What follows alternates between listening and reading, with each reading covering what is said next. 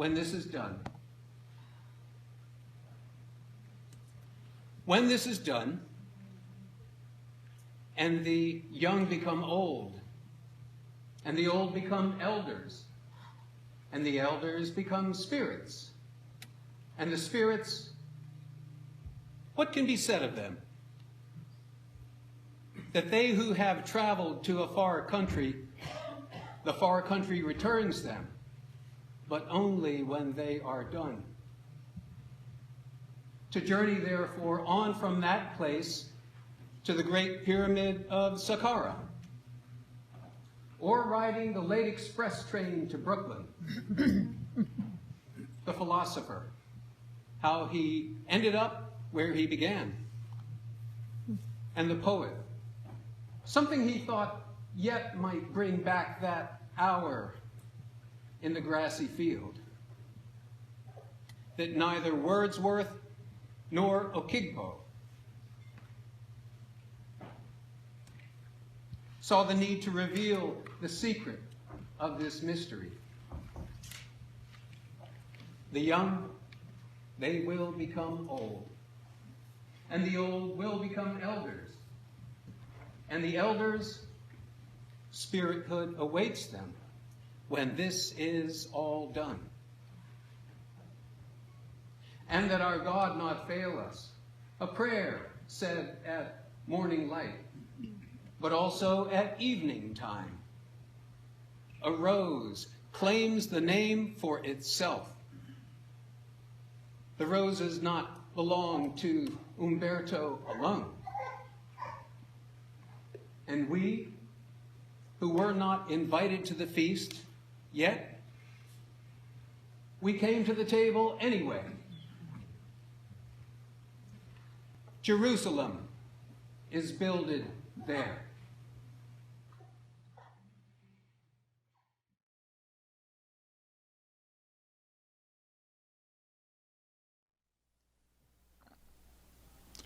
Mutatis mutandis.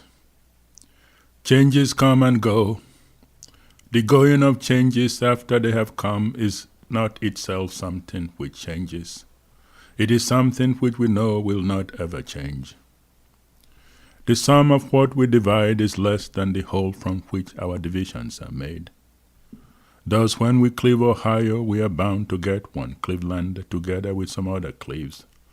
But all of them added up will count less than Ohio itself.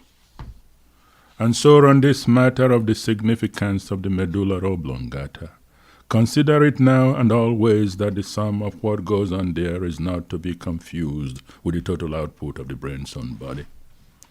The hippocampus, a campus for hippos and all manner of beastly things, emotions and fears and lustings after the things of the world. That once you get into the habit of going, you will find you cannot keep yourself from going on. And so, my friends, please first keep from butter, then from sin keep. For the question before us is of the blockage of arteries supplying the heart, not of the blockage of the spiritual pathways. And from the southern part of this state, something to the effect that a white man ain't yet a man until he has split dark oak, until he has lain on a dark lady. And a dark lady, does she become a real lady only after she has been lain upon by a white man, who called out her name in a dark alley and said, "Honey, I want me some nigger juice." The earth on which we walk, a certain obscenity in the heart of things. Nixon, I am not a liar. Bush, I'm not a cowboy. History without testicles, history whose rivalry has been turned into sweet cake. An irascible poet and his rumblings telling the British that they have no energy left, that they are utterly spent. The great passive vulvar of London, in his own words, the fellow Ezra Pound, heaving mud at England big time. A barbarian American making trouble for his friends and his enemies alike. And the British, they turn an upper lip. The British, they say to Ezra Pound, oh, what did the British say to Ezra Pound? Bright objects in the night sky, Callisto and Ganymede, Algol and Aldebaran, then called out Castor and called out Pollux, having first begun with Gemini, twins with beautiful eyes. That those tested by affliction and those who survived, but also those who did not survive, these in our time the bells let them remind us that they suffered and now are gone. How a time will come when everything that was ever a thing will become a no thing, when time itself will cease to be, turning entirely into a blur going nowhere. The eternality of substance, though the modes perish and are laid to rest. Spinoza, Benedict, man out of Amsterdam, man whose eyes bespoke the sorrow of the world. That although we can hope to love it, we cannot hope to be loved in return. How, like a peg fixed in a sure spot, his courage could not be moved. He warred as if he could not be stopped. A true son of the Zulus, who had survived not one but 3 visitations from the spirit. How the ghost of the great Shaka laid an assegai upon his chest, and a voice told him it will be rough next time around. How he woke up panicked, but had no reason to be panicked, since it was only a ghost speaking. But the ghost had fixed such a terrible look on him, it was understandable that he panicked. And on this matter of their accounts and their history, how within the worldview there is this class of ghosts named the Saman Twen, the class of ghosts which could not be laid. How they did not, however, mean that the accounts were into some monkey business with their dead. Osagyefo in the temporal order, Onyame's rule is from above. This love affair which I have had with Africa, Kwame and Kwasi, you two are my brothers. Onisha, I know, has blessed you as our own.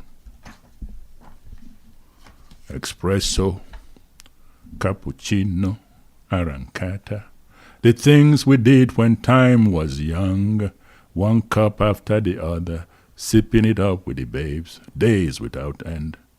And they wanted to know where I came from, and I said, my name is Ivanovich Mankarushka. I am a prince of the Ukraine. Kiev is such a lovely city in Africa. Not that the Russian incubus was at that time ready to go under, and yet white Russia or Asiatic, who knows under whose watch the admiral could have been ordered to sail forth, and whether the Ilyushins would have accompanied him.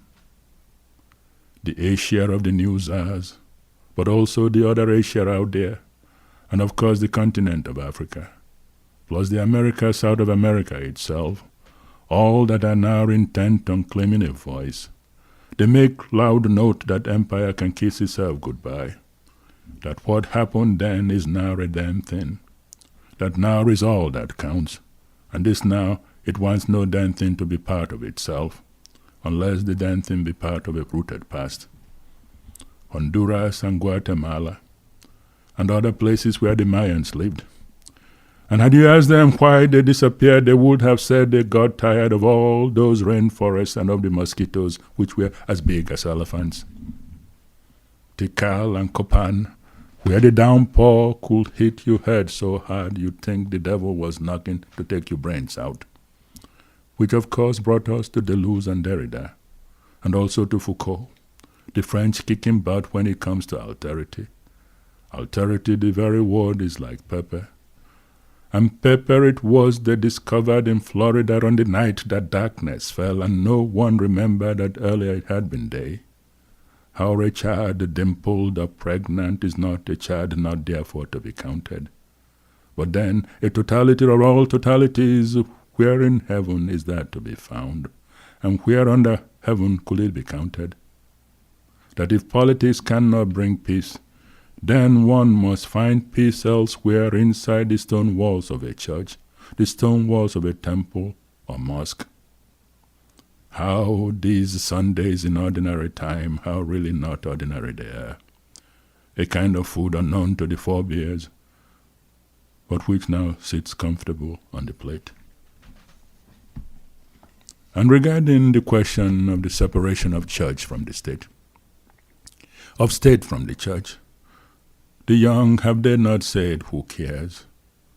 The mass set to tango music, and all the young men and young women of America singing, "Here is one for you, Mr. Holy Ghost." And the cardinal was not pleased, but was not able to do a thing about it, about the young men and the young women saying those things about the Holy Ghost. But then after he and his sweetheart got to the city of Rome and to the other parts of Italy, they were surprised to find the Italians as wild as the Americans. The son of an Aztec, cruising the River Po, and the whole of Italy singing Sul mare luccica, and the Lastro in the Argento, whose Mamma Mia had been forgotten, only to be again remembered. The son of an Aztec, he too has settled down in ordinary time. That our walks and days need not be separated, that our walks constitute our days, that our days are nothing without walks. Who digs up my bones and finds no history there? A certain professor whose reign over silliness the whole of England thought was cool.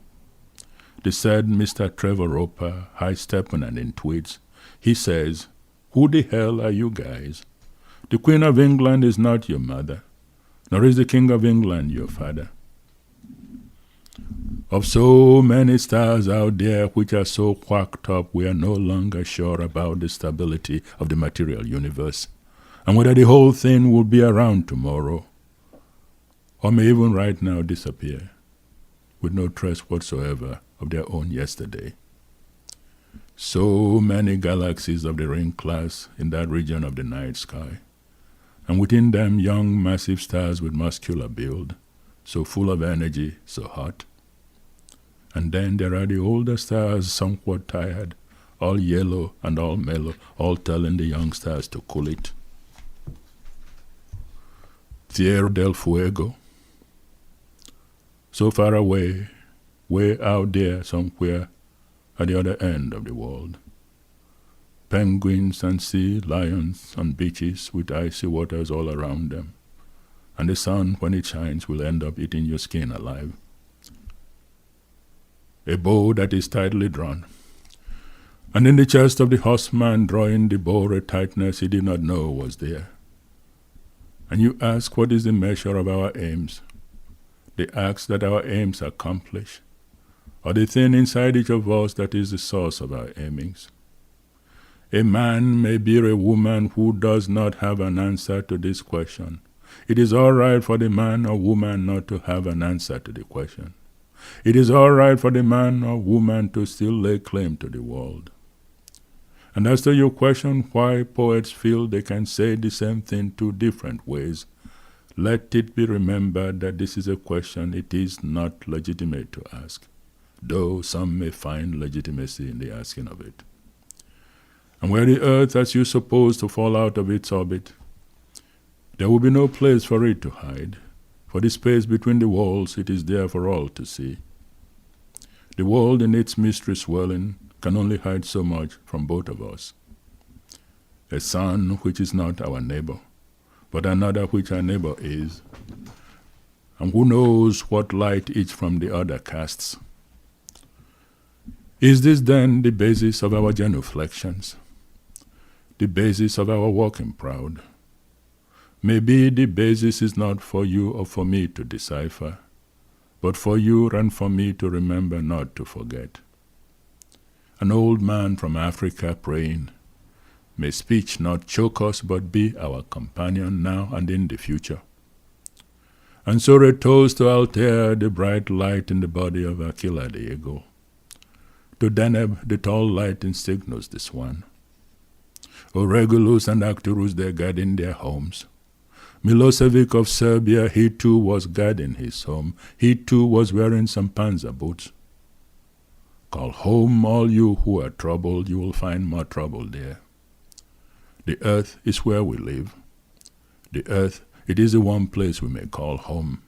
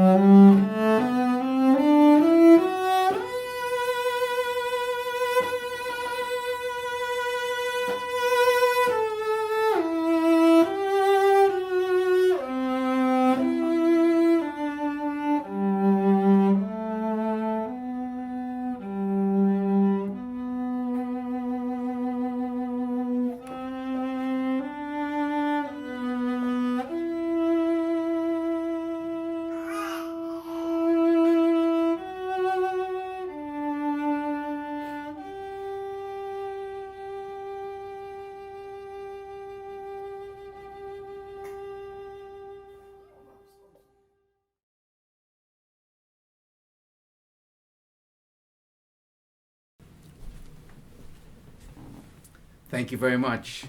It's a real honor to be here today on behalf of Ifeanyi and Carol and the family. Thank you very, very much for having me. Ifeanyi and I had a lot of laughs together when he and Carol frequented my shows. And so when Carol asked me to be a part of this memorial service, I was quite flattered. So thank you very much. As many of you may or may not know, for the last 48 years that they were married, Carol never washed any of Ifeanyi's clothes. He washed all of his clothes by hand in a bucket in the bathroom and hung them up to dry on the shower curtain rack. Very resourceful, saving electricity, saving on the utility bills. The only downside is for the rest of the day, nobody could take a shower until Ifeanyi's clothes dried. He never wasted anything. He would eat leftovers that nobody else would touch after they were in the refrigerator for weeks. In that respect, I think Ifeanyi and I had a lot in common. When they would go out to dinner, he would order something for himself, but when the food came, he would help Carol eat her food. Again, I think we have a lot in common. Then he'd ask to take his food home for later on. He always claimed that he didn't like sweets, yet he somehow frequented Dunkin' Donuts quite often. Not for the coffee. He'd come home literally with a big bag of donuts. Then he'd make up an excuse. Yeah, this is for Carol and the kids. He really didn't like cats because cats in Nigeria, his home country, where he was from, cats were scavengers, and he never liked them. But Carol loves cats, and they had a pet cat. Now, Ifeanyi didn't have much to do with this pet cat, and he didn't like it when Carol would talk to the cat. He didn't like that, especially if the cat started answering. He thought it was very superstitious. But every once in a while, the cat would knowingly follow him into the kitchen and look at him pleadingly. And Carol would see Ifeanyi drop a little piece of chicken dinner into the cat's bowl. And the cat would purr, as if to say, "Thank you, Ifeanyi." And Ifeanyi would purr back, "You're welcome." Not only did Ifeanyi love to eat, but he loved to see everybody else eat, including the cat. And he was a very good businessman, as everybody probably knows. In the beginning, however, of his real estate business, like any other business, there were setbacks. One buyer, for example, who he co-signed a loan for, just abandoned the house Ifeanyi sold him and left town.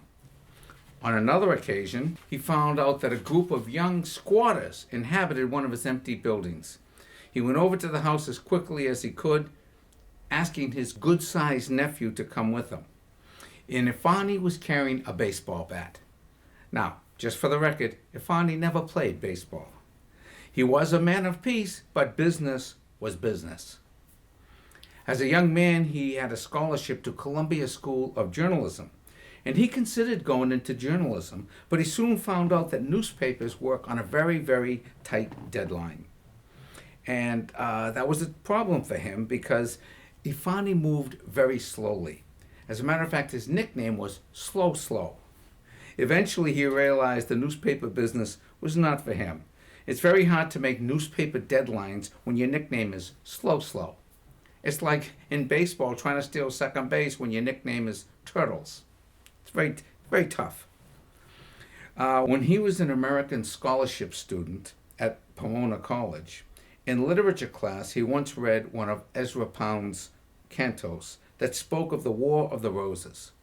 He so loved the rhythm of the poem, he said it reminded him of the Nigerian drums beating in his hometown as the Obi of Anisha came out for the Ofala festival.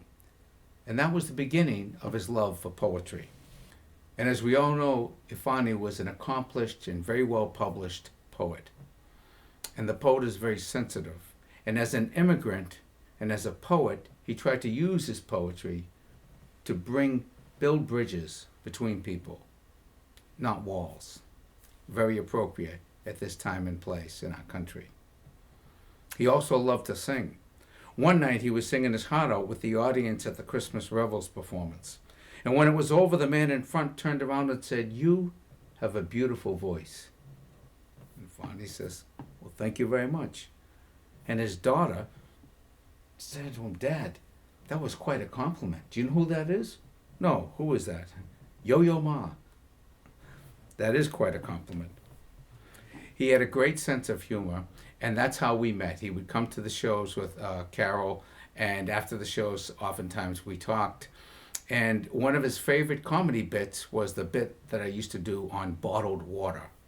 And he always loved the bit because, you know, I think he maybe drank a lot of bottled water. I don't know, but I always brought it up that, you know, I drink a lot of bottled water. And I noticed they actually have ingredients charts on the water. Have you noticed the ingredients charts on the bottled water? No fat, no sugar, no carbohydrates. No kidding. Are you telling me that you've discovered water without sugar, fat, or carbohydrates? That's worth $3. Because if it had sugar, fat, and carbohydrates, it would be beer. Then it would cost $6. I saw one of these bottled waters. It had a picture of a polar bear on the label. Polar, all natural spring water. I figure, okay, a polar bear, it's probably from the North Pole. Or the water is from Alaska. Or at least the water is from Canada. And then you read the label, Polar Beverages, bottled in Worcester, Massachusetts. Now, we've all seen polar bears in Worcester. They come down every summer from Lowell. You can see them floating down the Merrimack, past Lawrence, past Haverhill. I'm going to start my own bottled water. Jimmy Tingle's Boston Harbor. 1% lead. 2% Southeast Expressway. But the funniest bottled water I ever saw, and Ifeanyi got a kick out of this, the funniest bottled water I ever saw was from Pennsylvania. It was Evans, all natural spring water, and there was a picture of a volcano on the label. Because we all know how many volcanoes in the greater Philadelphia area. I don't know if you people know this, but Philadelphia is basically the Pompeii of North America. Yes, archaeologists have discovered Quakers like this. And it said in the bottle, Evans all-natural spring water has been filtered through hundreds of layers of volcanic rock and has been in the ground 450 million years, waiting for you, for me. 450 million years it's been on the ground waiting for me. And then on the bottle, I kid you not, my friends, there was an expiration date. And I'm thinking, if it's been on the ground 450 million years, why is it going to go bad in June? As everybody knows, or maybe not everybody, but Carol intimated to me that Ifeanyi loved naps. And he said he was most happy when he was sleeping. Well, rest in peace, Ifeanyi. Sleep with the angels. Thank you very much.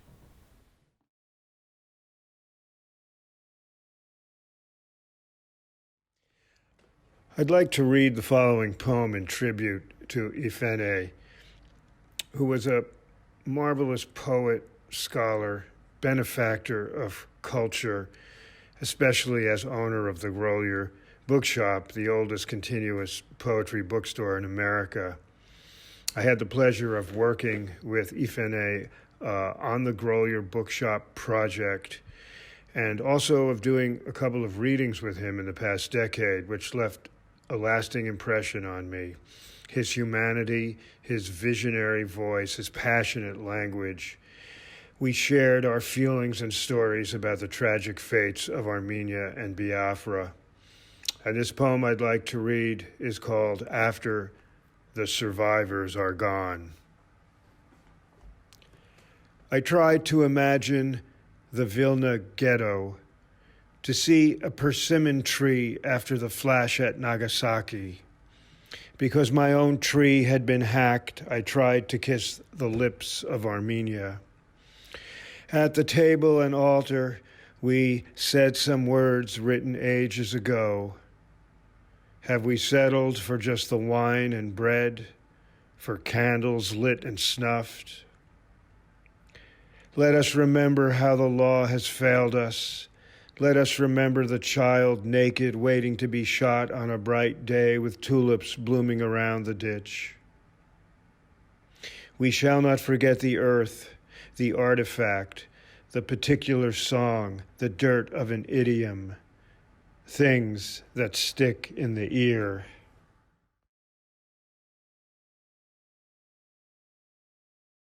Fish Heads by Ifeanyi Menkiti. Big head of a fish, wet eyes cooking in the pot. Oh, I love fish heads when they simmer. And English folks cannot understand why Indians and Africans love fish heads, eh? In London, the landlady got so mad at them, she threw them out of the building for cooking fish heads all the time and messing up the hallways with fish smell. And we have considered the lilies and how they grow, fed by God's abundant mercy. But the lilies eat manure, and a diet of manure is not nearly as good as a diet of fish heads. So let the English eat manure like the lilies in their Bible. As for us, fish heads when they simmer.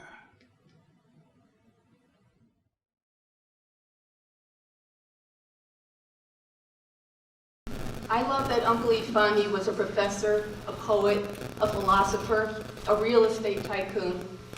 And he didn't shy away from these different worlds. He embraced them and the sparks that flew when these worlds collided. Stanley Kunitz said, "The curious factor is that the day itself cannot be construed as an enemy. It is what gives you the materials you have not only to contend with, but to work with, to build whatever you are capable of building. If you deny the day completely, you're lost." Ifeanyi understood this so well. This is called The Gnarled and Fantastic. It's after Washington Irving. "I don't want a soul-crushing job," my nephew says, and so I look down at my chest as if to check my own soul. And yes, it is crushed. So I tell him, they've all been soul-crushing, every one. Work that is on rare occasion harrowing, but mostly boring.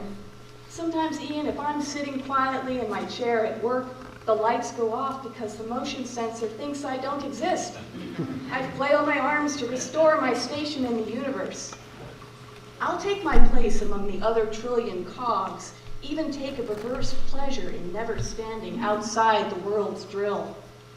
I can only be among those who embrace some routine, those who sell, scrub, collate, slice onions, cut out gallstones, tally, enter data, teach a child to wash her hands, lay wire, pour concrete, test urine, convince judges, hold meetings. Most everyone's a doer of unmemorable things. Every job a sledgehammer to some other impulse. Call it your soul if you wish. But why shouldn't the soul have to work like the rest of our being? Like the gut, the lungs, the bowels, or heart? The soul must be sufficiently crushed to escape. Like that crocodile that crossed the canal on a blue foam noodle to save itself. There's a knowledge gained in being behind bars that prepares you for the change. That different warning, the one that brings the rider on his red horse to the purple myrtle. That's when you'll run, convict, against the sunrise and November wind. You'll peel off your clothing and let each rag fall to the furrows as you tear across fields. The echo of the dogs doesn't stop you, for you are at the edge of woods, and you'll enter them as a solemn child. You'll look upward into the trees and see the limbs, gnarled and fantastic.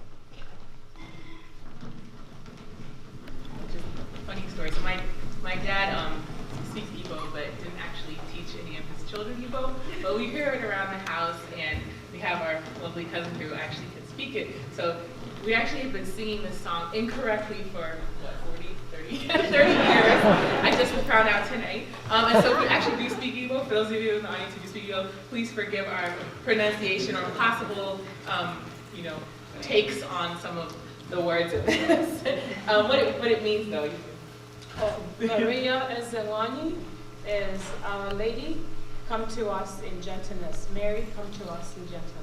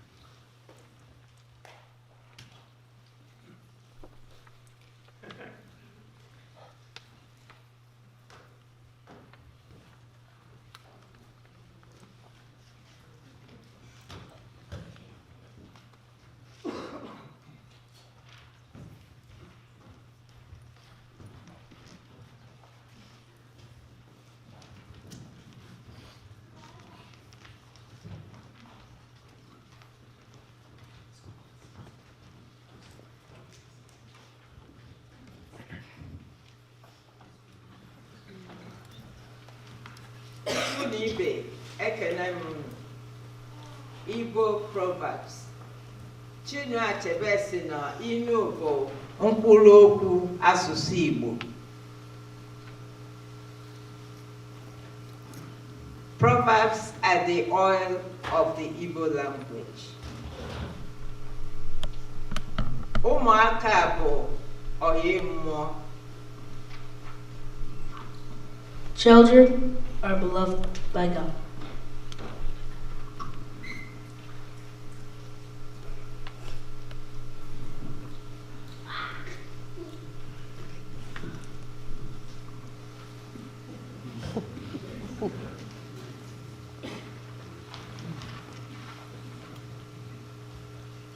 Okwu ọma na-eweta azịza ọma.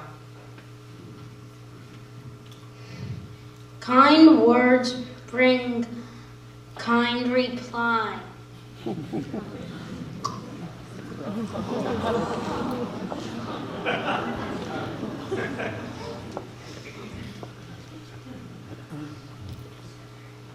O nwere iru na-eto abụ.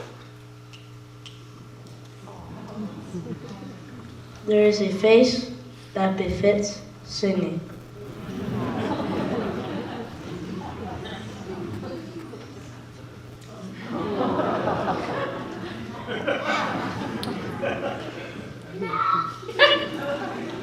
Chi onye a ga-akpọ ya oku, ọ jụ ịza maka na ọ na-eri nri. A man called by God cannot hesitate because he is eating.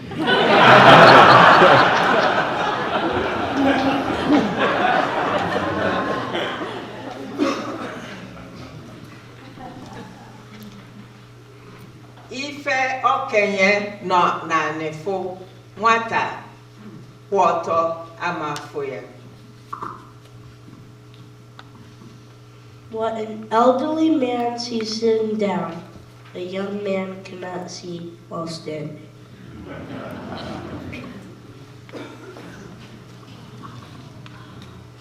Igwe bụ ike.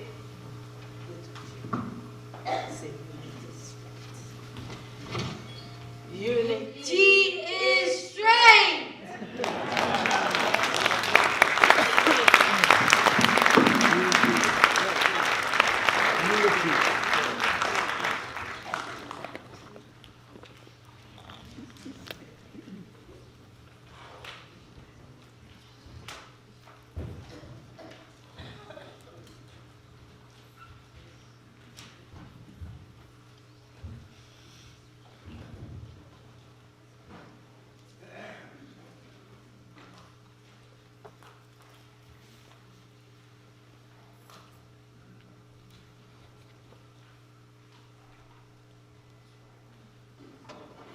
My name is Menkiti. I'm 41 years old, and today is Monday, May 6th, 2019. We're in Silver Spring, Maryland, and I am here with my father.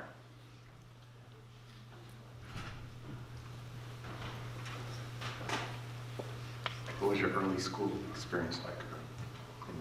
Well, we went to, the school was very organized. You had to go to school.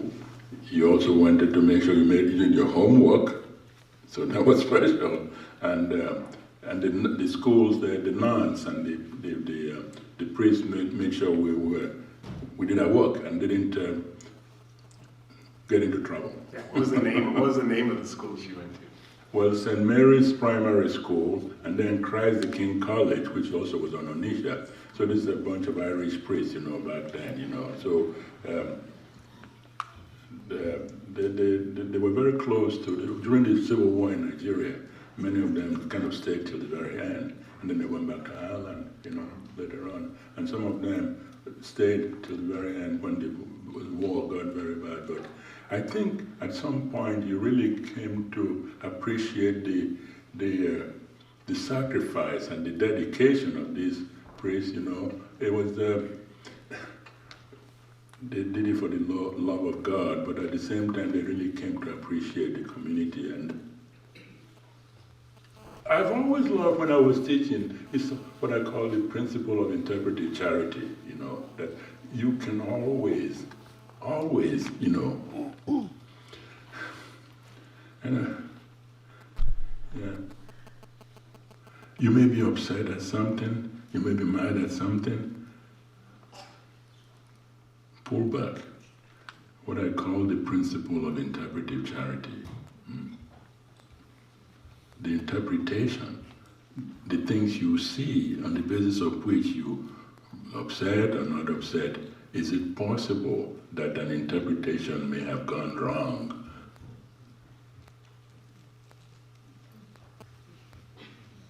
What would you like, if your great-grandchildren are listening to this, years from now, is there any wisdom you'd want to pass on to them? What would you want them to know? What would you want future generations of your family to know about you, or a piece of wisdom you'd like them to take from you? What I would love for them to take in their heart is, again, the multiple background that they've been blessed with, the grandmother, the African thing, the kind of mom's thing. There's a very rich background there, and again, for them to remain faithful to being good and kind to people. Before I come on soil, let this then be your understanding, you sons and daughters of the ancient stars, that your home reaches beyond the earth which is your home.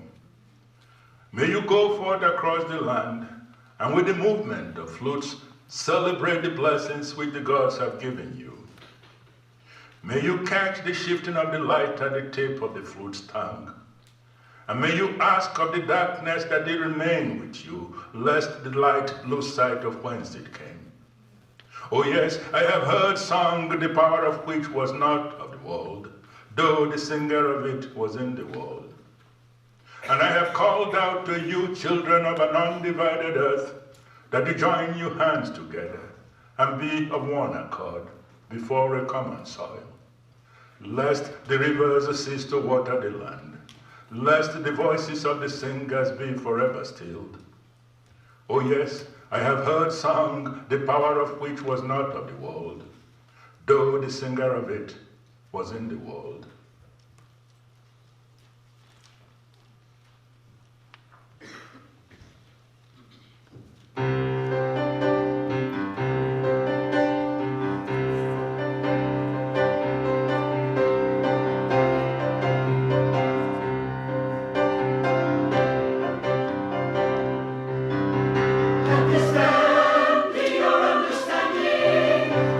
Sons and daughters of the ancient stars.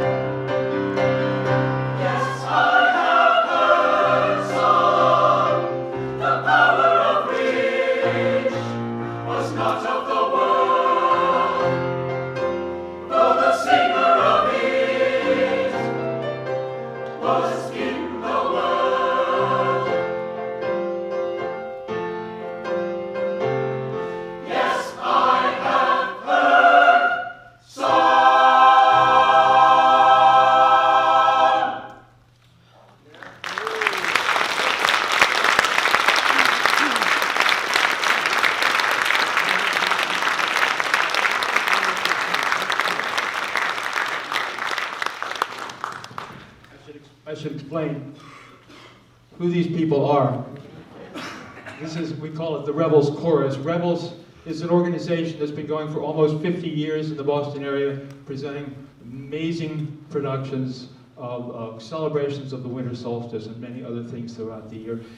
Ifeanyi was a great supporter and a great colleague, right from the very beginning. When I first came on in 1984, he was already on the board. He served many years after that as an advisory board member. And finally, in 2002, we were able to find a role for him on stage, and he stepped out as himself. We took a trip to Africa in that production. He came back to England. But it was just beautiful to have him on stage for that production. I feel extraordinarily blessed. I should say that Ifeanyi and Jack Langstaff, who was the founder of Rebels back in 1971, had an extraordinary relationship. He's one of those handful of people, as Ifeanyi was, who Jack latched onto and found a great common spirit, a great celebration of the human spirit within him. And I think that's why that relationship endured for all these years, and that's why we're here today. And as I was saying, I feel blessed that not only I had the opportunity to set this poem to music, this magnificent poem, but also that he had a chance to hear it before he passed. Wow.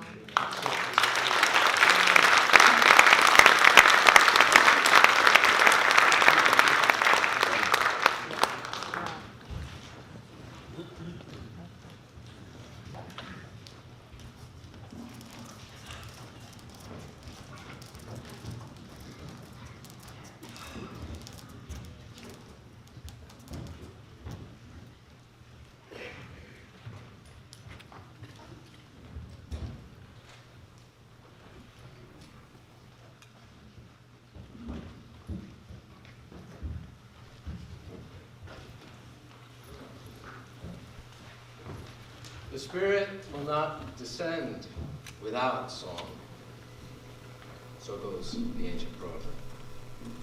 I'd like to read this poem today because I know how much music meant to Ifeanyi, especially the music of poetry. I would never have joined in the making of that music, nor received the wondrous and bountiful gifts of poetry, had I not been welcomed into the open embrace and generous, joyful spirit of Ifeanyi Menkiti.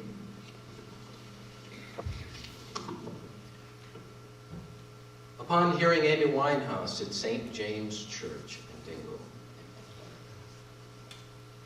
grief without song could be any stone chapel of loss, packed with aging villagers, lulled, tone-deaf, and mute by a rote bell's tongue. Hemmed by iron gates and a yew tree lurking mirthlessly beside a burial ground where moss-patinaed saints and earth angels gather round relic icons of threadbare hand-me-down faith. You sit, kneel, stand on your misericord, an Eton Job in the organ belly's drone, sorting your parents' hoarded aggregate. Clothes, pawn and charity shops won't take. Sewing kits, boxes of old Polaroids of anonymous sepia people you wouldn't be here without. File drawers of past taxes, uniforms from the war, wedding dress, unworn shoes unfit for a holy soul, and that's just the tip to say nil of unspeakable sins in attic and basement. Macular shorebirds scan whitecaps for questions the mind's eye can alight. Dim synapse of a candlelit nave, musty kneelers, a deacon's chair from Suriname. Grief without song is wasted pain. According to patron James, faith in works, in real acts of creation, amplifies our part in salvation's soundtrack louder than wafers, wine, or words of mumbled expiation dissolved on penitent tongues. In your rusted anechoic husk, your veins blood thrum a rushing river hymn, an electric fence of nerves ticking in your cerebellum until silence clears its throat. And from her first chthonic tremolo, it comes as no shock. How from Galway to Summerhill, churches are being repurposed as concert halls by clergy who swear love's lost call note still lingers, runic under the moored murmur of all those services you sat unmoved through.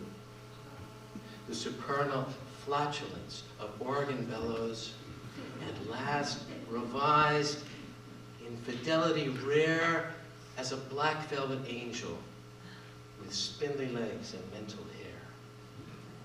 Her aqueous blues beguiling as the B-side of prayer. Beside an ocean we couldn't hear, but always knew it was there.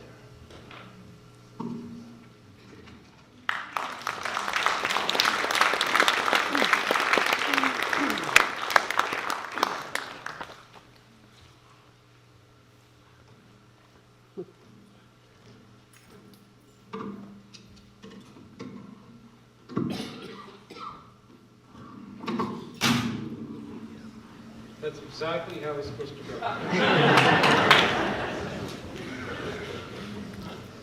I've been practicing that all day. So psyched. That's the whole thing. Thank you very much.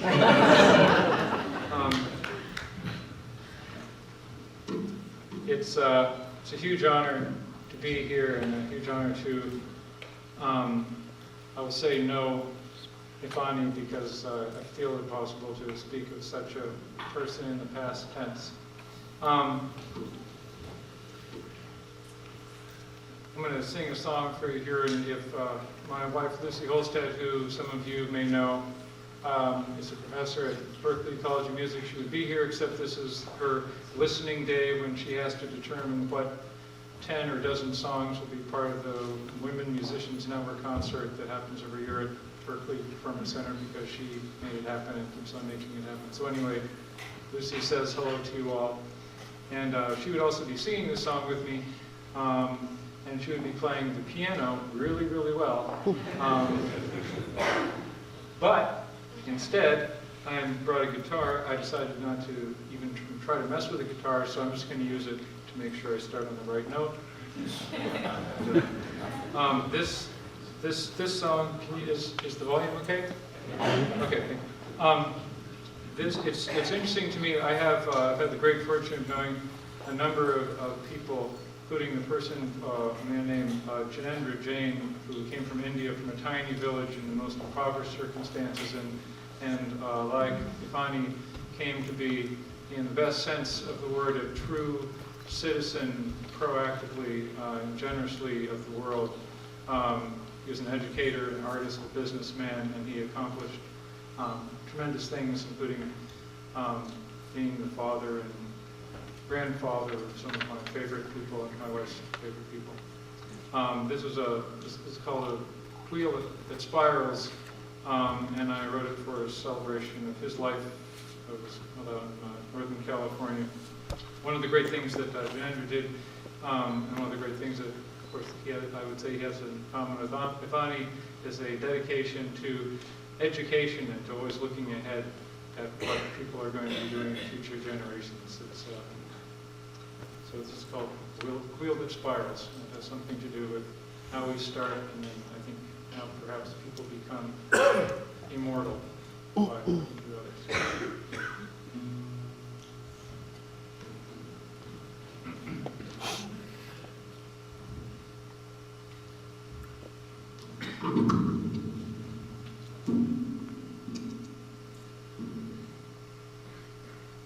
Let us begin at the beginning. We will begin when we are small, to learn the sustenance essential, the things that grow us true and tall. And as we grow, we add a circle, regard our family as ourselves, to feed all with love, the strong connections, to honor all is our resolve. As we move on, we add more circles, upward and outward like a tree. Embrace our schools, the towns we live in, they all become our family. The city then, the land we live in, and crossing borders of our shores, all boundaries fade within our vision, as in seeing more, so we are more. We close our eyes and feel the center.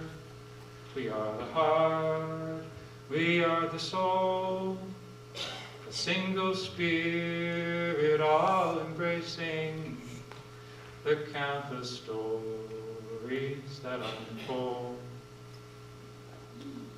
The growing grass comes through the pavement, the glowing soul shines through the night, and in the end there is no ending, a wheel that spirals into light. And in the end there is no ending, a wheel that spirals into light. Peace of mind.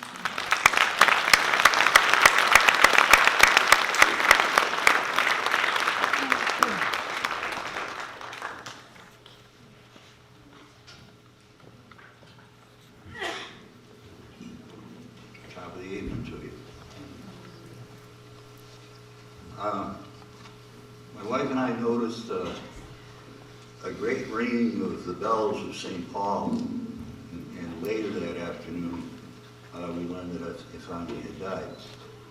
So I wrote this little piece called Bells for Ifeanyi.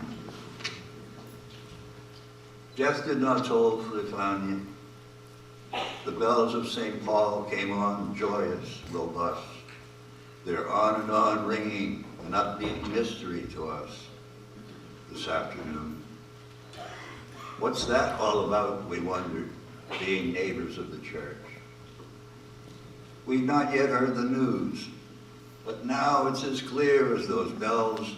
He has changed locations. We're not prepared for this. We're not prepared to allow this.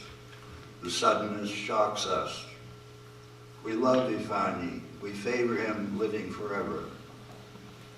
May the great God grant him rest, but with balanced measure of play, and all such twinkling mischief as a man steeped in grace and honor loves to share with those he loves.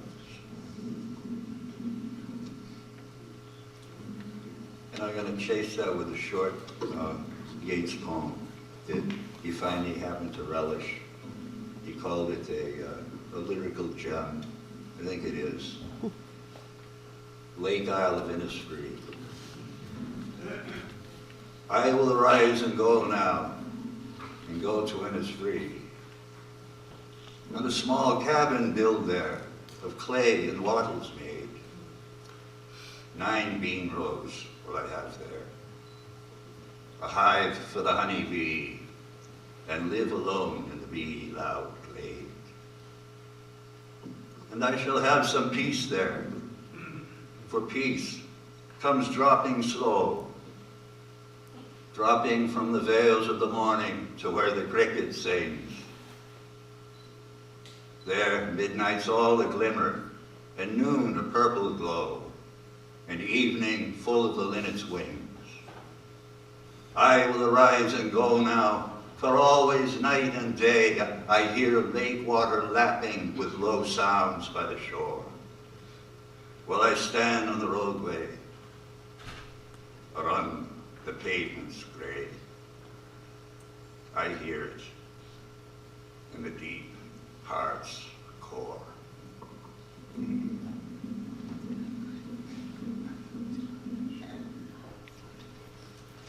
Ifeanyi really liked my old squeeze box. At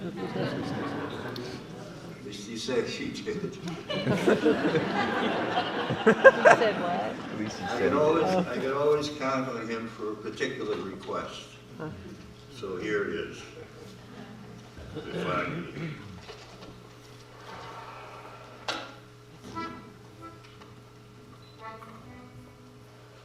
Oh, Danny boy, the pipes are calling. From glen to glen and down the mountainside. The summer's gone and all the leaves are falling. 'Tis you must go and I must bide.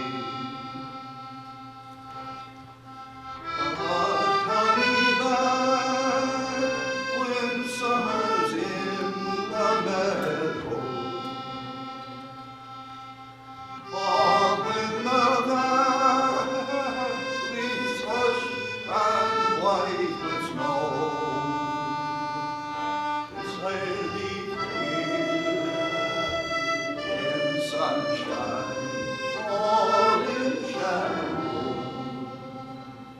Oh, Danny boy, oh, Danny boy, I love you so. And if you come, and all the flowers are dying, and I am dead, as dead I well may be, you'll come and find the place where I am lying.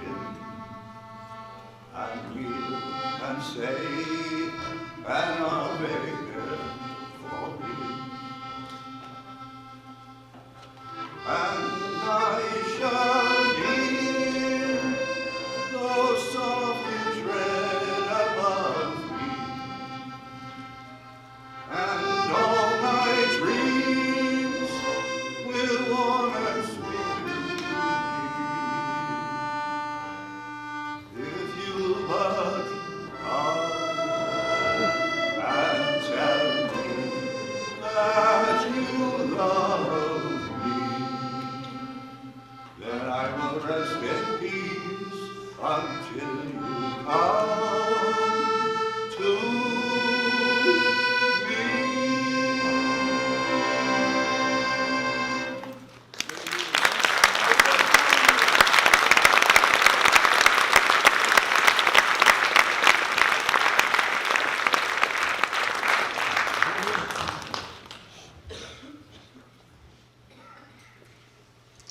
So that all people, despite gender, age, race, and carbuncle, must be considered equal in the eyes of the nation's laws. And that race, if it were not included, then surely the fellow Crispus Attucks would have merely died in vain dumping the King's Tea into Boston Harbor. How in Tuskegee upon a day they led the spirituates waste to the manhood of many to the very end of their days. The parched earth of Alabama, and the red one of Georgia, the delta there in Mississippi, Itabina, which is far away, the ark triumphant of the moral universe. Likewise to consider the history of salvation. For the history of salvation has got you and got me by the neck, And there is no getting out of his salvific hold, whether the hill country of Judea be home or Onisha be home.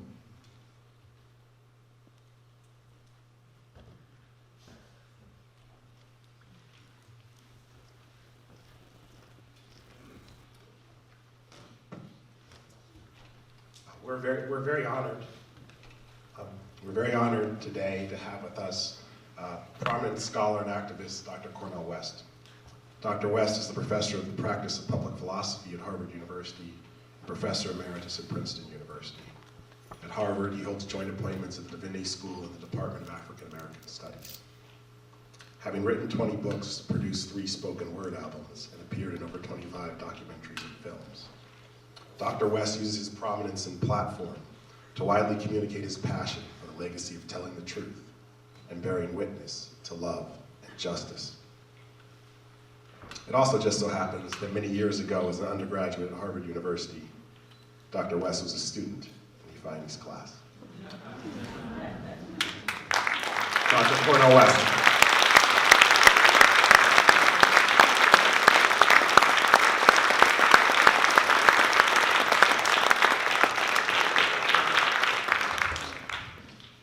There is a sweet spirit in this place. I hope you can feel it. It has everything to do with our dear brother Menkiti. I want to salute Carol. I want to salute the precious Menkiti family.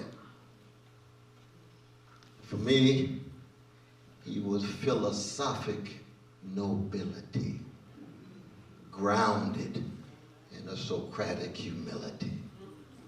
Rare these days, especially in philosophy department. He was a poetic royalty, manifest in a linguistic delicacy, but was tied to that Chekhov-like sense of the comic, wrestling with incongruity. I shall never forget my first philosophy course at Harvard nearly 50 years ago. The great John Rawls's class. There was my brother Menkiti, my teaching assistant. And his voice, then and now, goes straight to my heart. There's just something about it. I don't know what it is. And his smile went straight to my soul. And every time I saw him, I just have to run and give him a hug. He was that kind of unique fusion of sharpness of mind and sweetness of spirit. And it was very appropriate that we begin with the flutes this afternoon, because let us never forget Plato banned the flutes in the Republic. Just like he banned most of the poets. Not all, those who had in common to great men, those who sing hymns to the God. He allowed those court-like custodian poets, those well-adjusted to injustice. But the poets who would sing from their hearts, the flute players who would play from their souls, was what our dear brother Menkiti was about. He was wrestling with lines 607b5 in Book 10 of Plato's Republic, the old quarrel between philosophy and poetry. Homer's epic on the one hand, Plato's dialectic on the other. But no, our dear brother Menkiti taught me, taught us, exemplified, embodied for us with that smile and with that voice.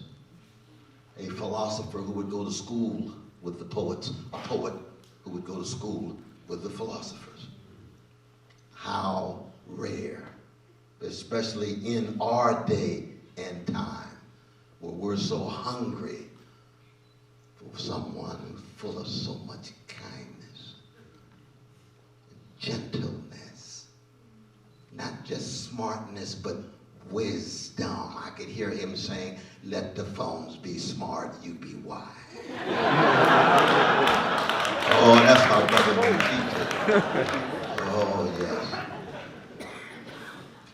I want to end by acknowledging 350 years ago, yesterday, was the death of the greatest painter in the modern world. His name was Rembrandt. Never so much kenosis on the canvas. Self-giving, self-donating, self-emptying on the canvas, full of so much humando, that burial in Latin, which is the basis of our humanity, our common humanity. Brother Menkiti always stayed in contact with our common humanity. I don't care what color, I don't care what national identity, I don't care what sexual orientation, I don't care what class. That's the kind of brother he was. That's why I will never forget him. We will not see his likes again, but let us allow the best of his afterlife to be in our life. We love you.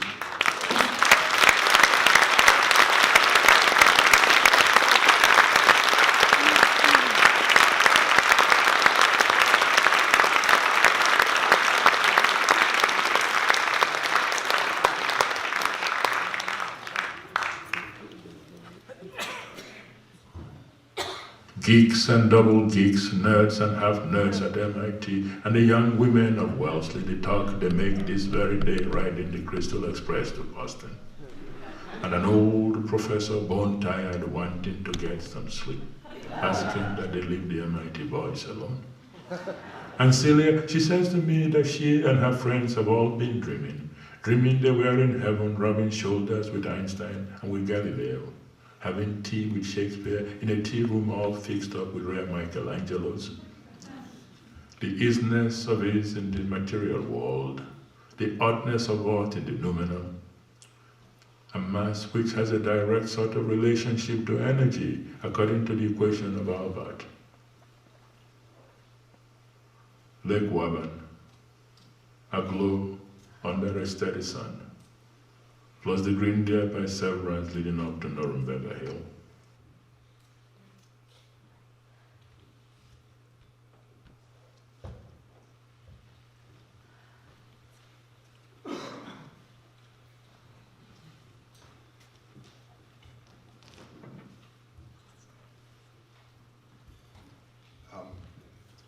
We're honored today to have the Provost and Dean of Wellesley College, Dr. Andrew Shinen, here. Andy, as my dad called him, joined the faculty in 1988 and was a long-time administrator and professor of history at Wellesley, where Ifeanyi taught philosophy for over 4 decades. Andy's played a key role in the leadership of the college, serving as the acting president of the college in 2007. And among the many long litany of honors, he shares one special one with my dad, as they were both at different times awarded the college's coveted Pinansky Prize for Excellence in Teaching. Please help me welcome Dr. Andrew Shinen, the Dean and Provost.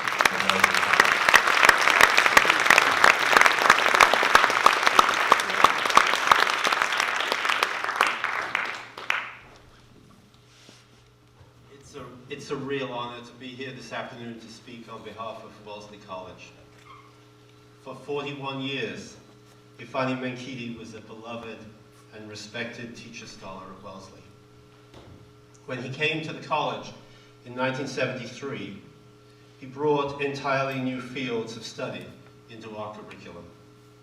His courses on African philosophy and African literature, on medical ethics and the philosophy of religion, transformed philosophy at Wellesley and helped to found our new department of Black Studies, which we now call Africana Studies. Professor Menkiti was an inspiring, ever-patient, and dedicated teacher. In his professional work, he was an innovator. When he published his famous essay on person and community in African thought, the field of African philosophy that he investigated was barely acknowledged by most philosophy departments in this country.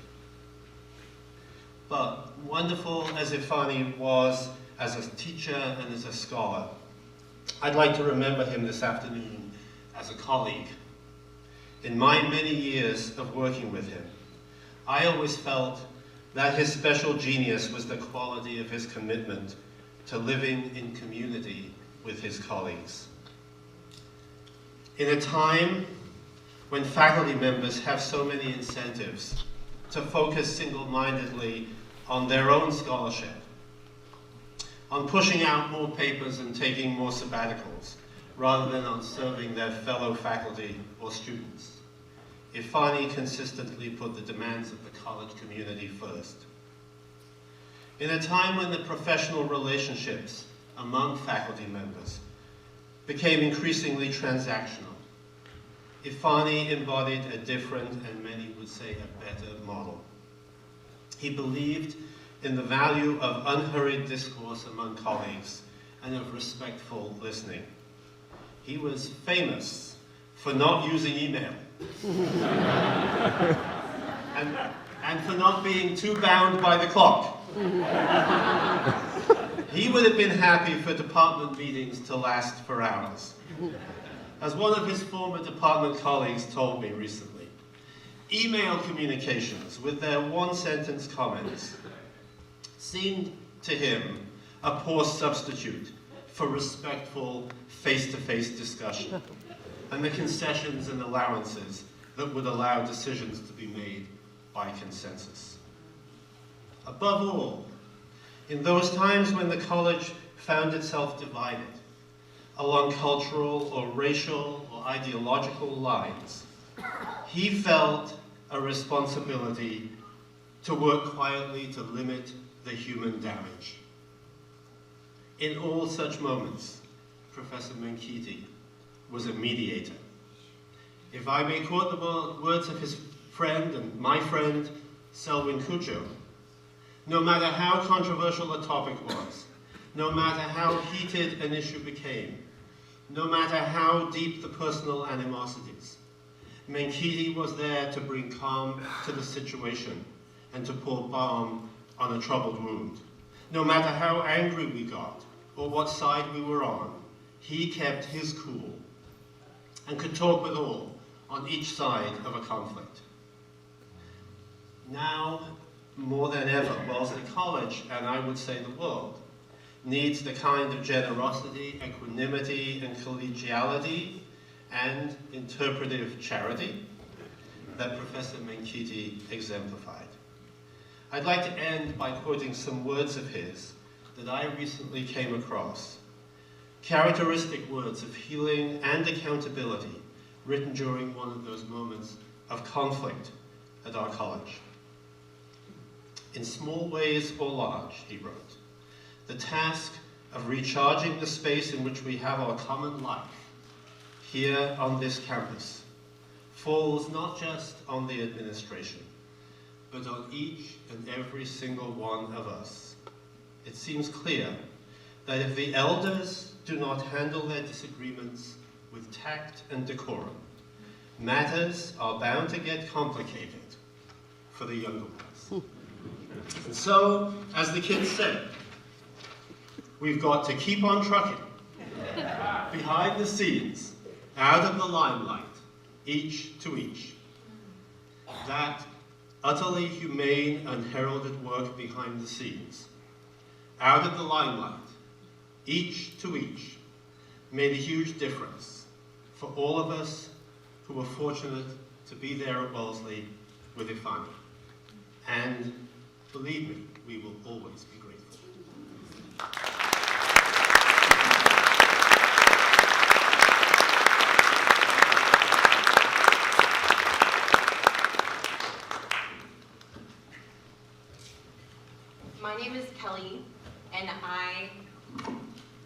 My name is Kelly, and I'm a graduate of Wellesley College.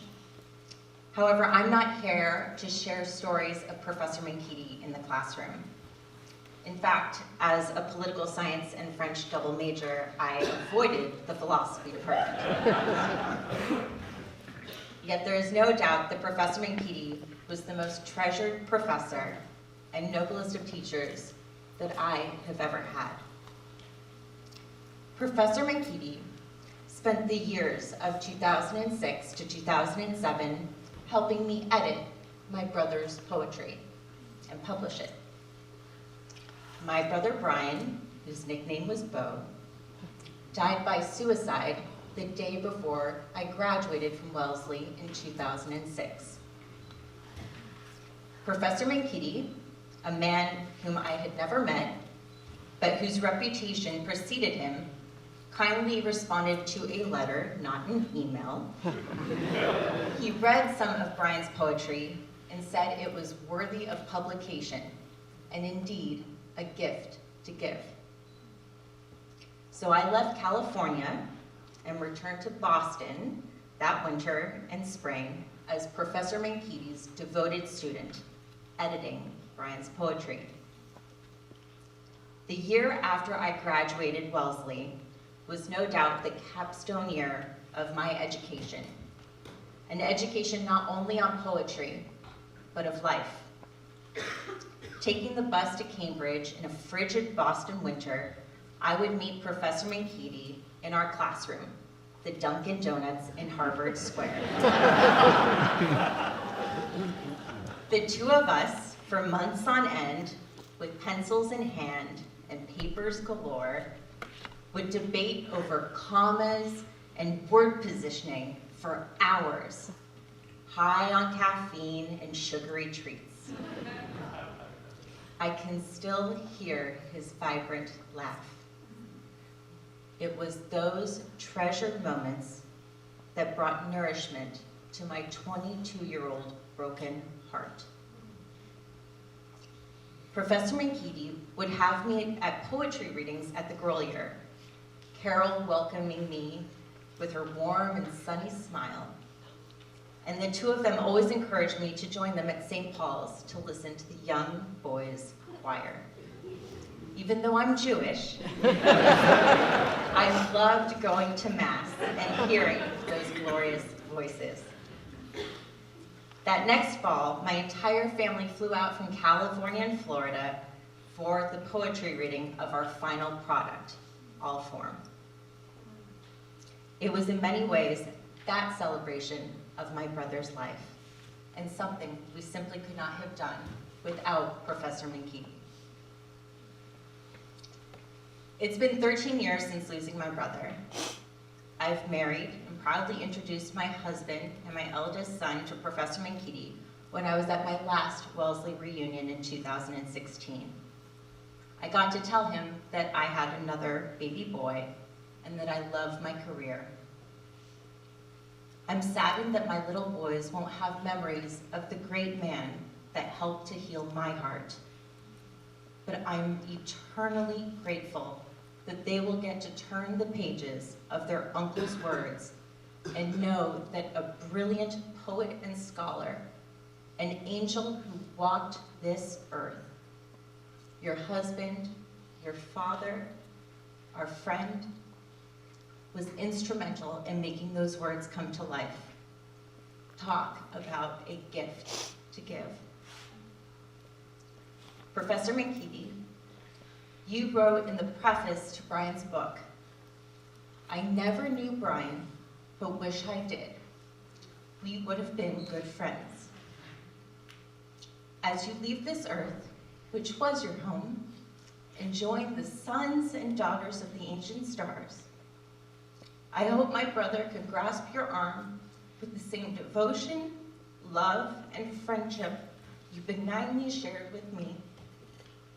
The world will no doubt miss you, but you have made your mark for generations to come. Thank you for being my teacher, my guide, my friend. On behalf of my family, thank you."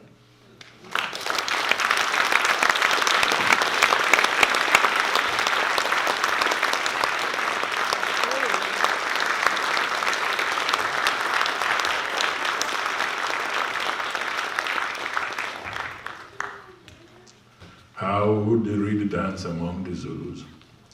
If it is danced in the new South Africa, or danced in what was old South Africa, they read the dance with homage paid to the king, not to the king's cousin. How such was the rift between Zwelithini and Buthelezi, between Goodwill and Mangosuthu.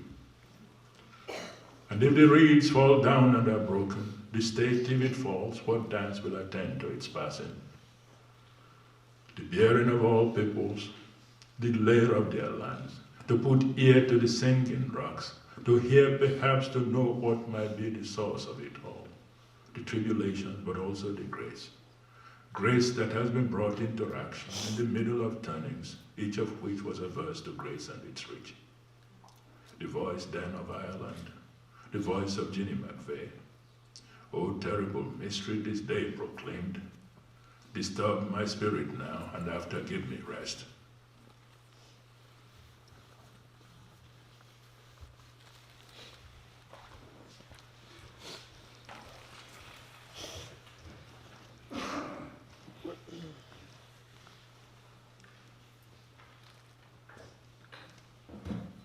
There's the light of mine, I'm gonna let it shine. Oh, this little light of mine, I'm gonna let it shine. This little light of mine, I'm gonna let it shine. Let it shine, let it shine, let it shine. Oh, this little light of mine, I'm gonna let it shine. This little light of mine, I'm gonna let it shine. This little light of mine, I'm gonna let it shine. Let it shine. Oh. I'm sorry. Huh? Sorry. There was a different version of the movie. But, we'll make it work. There's the light of mine, I'm gonna let it shine. Oh, this little light of mine, I'm gonna let it shine. This little light of mine, I'm gonna let it shine. Let it shine, let it shine, let it shine. Oh, this little light of mine, I'm gonna let it shine. This little light of mine, I'm gonna let it shine. This little light of mine, I'm gonna let it shine. Let it shine. Oh, Oh, little, what's in my sunshine? Oh, little, oh, little, what's in my sunshine? Oh, little, what's in my sunshine?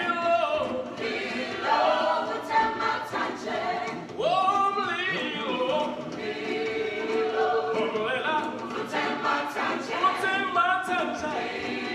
Oh, little, what's in my sunshine? Oh, little, what's in my sunshine? Little, what's in my sunshine? Oh, Lord.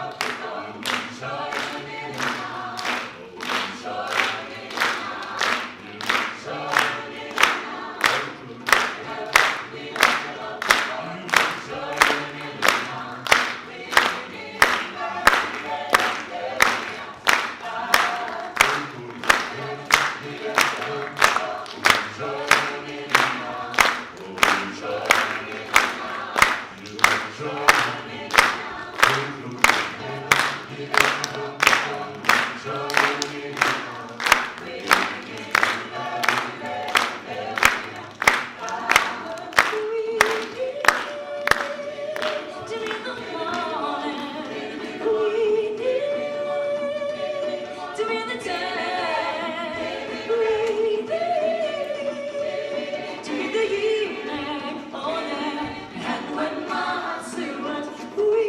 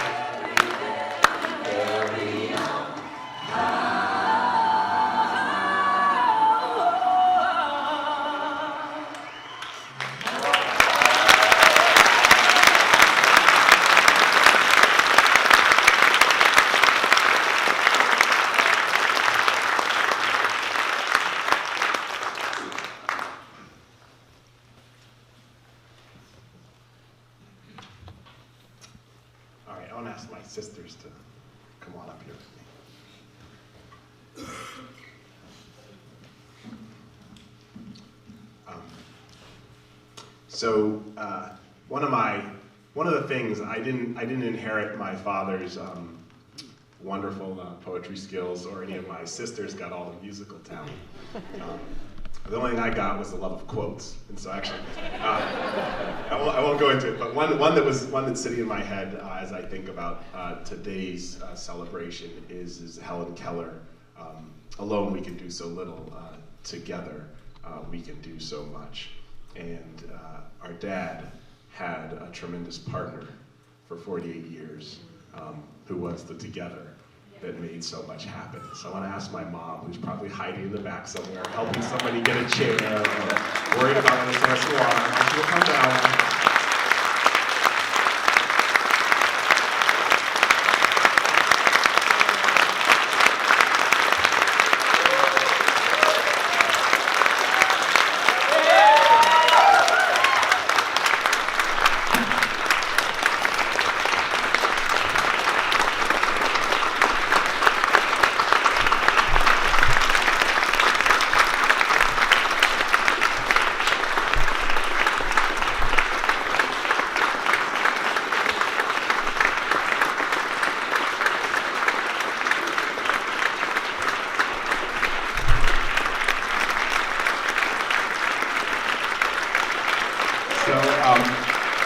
So I don't know how many of you know, have heard about the St. Paul's Children's Pageants. Or if you ever happened to make it to the Backyard Players replica Globe Theater in Somerville in our backyard, complete with live goats, you would know that there's a phenomenal behind-the-scenes producer that puts everything together. And this was, I think, one of her final productions.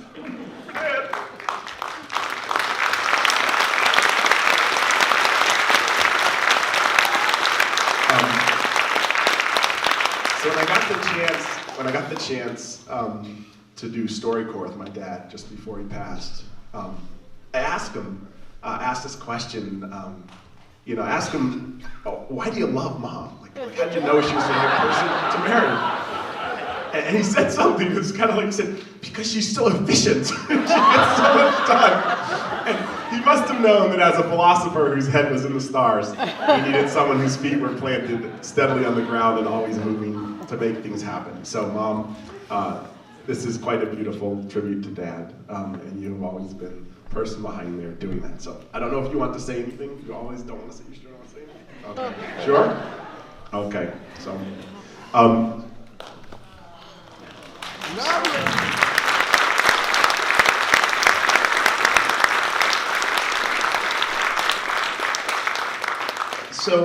So Dad had a vision. He had a vision for an institute that would be called the Menkiti Institute for Comparative Global Studies. The Menkiti Institute for Comparative Global Studies. Menkiti, translated from Igbo, means, what have I done that you exclude me from the conversation? The name and the idea behind the Institute was born from Dad's deeply held belief that all voices, particularly those that have been historically excluded, deserve a place at the table of global discourse.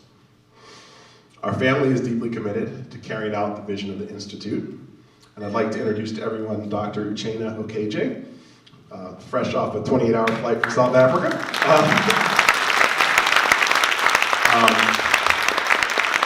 Ifeanyi, my dad didn't prepare for death very well in the practical parts of life. But he prepared for death in this vision, in the seeds he planted in Uchenna over the last 5 years to help carry on the legacy. So the plan is to start this institute in Worcester, Massachusetts, which was the underdog town that my dad loved, and to carry that forward. So we thank Uchenna for all of his commitments to helping to bring that forward. As my dad grew older, for those of you who've been to our house, his study got messier and messier. So much so to the point that he actually moved out to the dining room table, which is the dining room table when he passed away. But as the study got messier and messier, the door was almost always closed. because he didn't want anyone to see into the messy study. And on the following verse from the Old Testament, from the book of Habakkuk, has been taped to his door for years, tattered and worn and yellow. I actually was there just before I came here, and it's still hanging there right now. And it says, "For the vision still has its time. It presses on to fulfillment, and it will not disappoint. If it delays, wait for it. It will surely come. It will not be late." Our family deeply thanks all of you for joining us today, and everyone who's so willingly participated and given to making this celebration of his life so amazing. We're so very grateful for your love and support, and we'd love for you after our final song to join us for a reception outside the auditorium and to the right.